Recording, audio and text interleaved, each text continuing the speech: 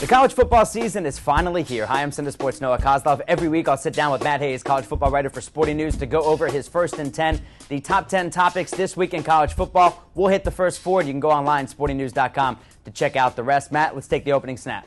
All right, Matt, after everything that happened off the field, now we can finally talk about football on the field? No, let's digress to the courtroom if we can, okay? Through this acid trip of an offseason. Can you imagine a defense attorney standing there against Jack McCoy, Jersey Jack McCoy, Noah, and looking at the judge and saying, "Your Honor, we fired our head coach even though he lied about ineligible players. We vacated games. Please have mercy on us. Don't give us probation or take away scholarships." Can you imagine what Jack McCoy would do to that? But then again, probably, the judge wouldn't be Mark Emmert and his big stick, which is really a fly swatter. I can't even imagine what Jack McCoy would say to Mark Emmert. But we're back, Noah. It's football. We're ready to throw it. We're ready to catch it. We're ready to run. And we're ready to score touchdowns. Let's get into it. All right, so we can go on the field with LSU, but all the talk is about Jordan Jefferson off the field. LSU still your pick for a national champion? You know what they are? We're sticking to it, Noah, and we're living and dying with it, baby. I can tell you this. LSU's biggest question going into this season, though, was quarterback. And guess what? It still is. There was a lot of talk about Jordan Jefferson becoming this complete quarterback this season. And right there behind him is a guy, Jarrett Lee, who was battling with him the last 3 years, who has played a lot, who has played in some big games, who made some big throws last year to win the Florida game, to win the Alabama game. This is a guy who has experience and a guy who knows what it's like to play in these big SEC games. So, Matt, another guy who used to be in the SEC, knows all about the big games. That's Urban Meyer. The clock's ticking, right? New head coach next year somewhere? It's the Urban Watch, Noah. It's what it is. I think when we're looking at this now, week after week, we're going to start saying, okay, where's Urban going?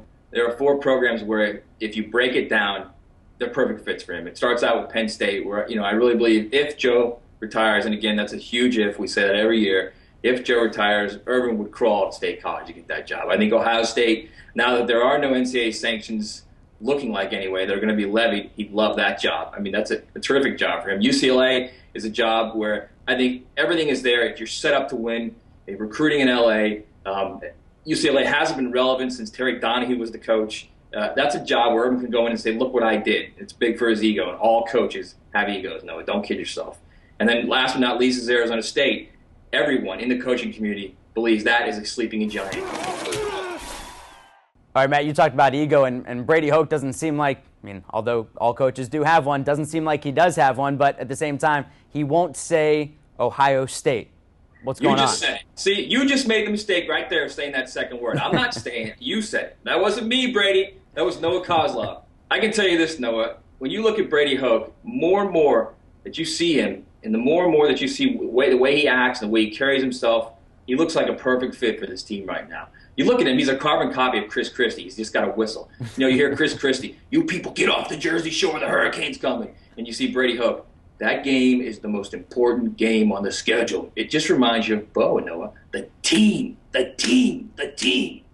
And you look at that, and you look at the hires he made. Al Borges is a terrific offensive coordinator, knows the game, knows how to mold quarterbacks. Greg Madison, the last time he was coaching defense in college football, Noah, his defense held that team in Ohio to 81 yards in the national championship game, and the worst beating in the BCS era of the national championship game. So I think they're set up, and I think we're going to see a nice little fun season for Michigan. They may not get there this year all the way back, but they will be soon. So that's the first 4 of First and 10 from Matt Hayes, college football writer for Sporting News. Check out everything else from Matt throughout college football season on sportingnews.com. Matt, you officially have me ready for the start of the season. I appreciate it. All right, Noah.